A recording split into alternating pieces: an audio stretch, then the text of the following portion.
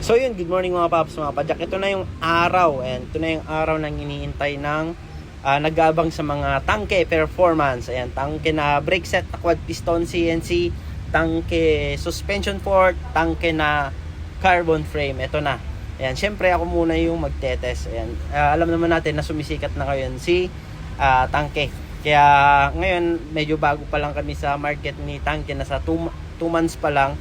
Ako na mismo ang mag-check talagang maganda yung performance ng tangke. Mas maganda kasi ginagamit ko yung mga parts, at least alam ko yung mga sinasabi ko sa customer. Ganun din sa mga Mountain Peak dati, Sagmit, Saturn, talagang tinetesting ko muna. At syempre, para alam ko yung mga sinasabi ko sa mga buyer. Ito na yung bike natin. Nakikita nyo dyan, yan yung naka-gold na tangke. Ito naman yung personal bike ko na isa.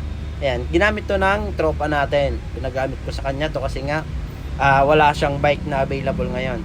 Ito yung sinasabi ko sa inyo na lahat na ng brake set na subukan ko na. Gamit ko ngayon dito yung Specialized FSR original to. Makikita nyo yan sa suspension natin, may nakalagay dyan S Specialized. Repainted ko ng World Cup na limited edition. Ayan, kasi yun yung dream frame natin, yung carbon yan na S-Works. 1x12 setup din tong setup natin na to. Naka Pops Pro cockpit din, Pops Pro hubs, Pops Pro rim, Pops Pro spoke.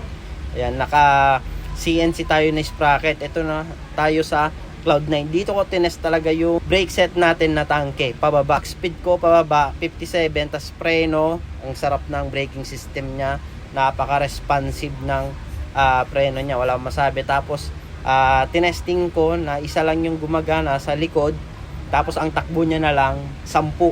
Ayan, yung tarik ng antipolo, dun yung makikita na kaya niyang pigilin yung rotor natin. Ganun siya ka-responsive at ganun siya kakapit. Ganun din sa harap, pero sa harap alalay lang kasi nga delikado. Kaya dito ko masasabi na quality yung ginawa ni tangke dito sa brake set niya na quad piston. Kaya kung gusto nyong subukan yung mga sinasabi ko about sa tangke na brake set, yan, order na kayo or bumisit kayo dito sa shop namin. Thank you. Itong 1 of 1 pala to na bike na ginamit ko, binebenta ko na rin to. Yan, ang presyo nito, ang build cost nito nasa 53,000 dahil ginamit ko naman na. Ibebenta ko na lang to ng 44,000 pesos. Kaya kung gusto niyo i-test ride, pwede rin. Gusto niyo subukan yung performance, pwede. Ang kagandahan sa bike na to, nag-iisa lang kayo na meron nito, yung molde ng frame pati yung kulay. 1 of 1 kaya tawagin. Kaya kung gusto nyong makita personal, visit lang kayo sa shop namin. Thank you. Pwede rin natin padala yan kung nasa malayong lugar kayo.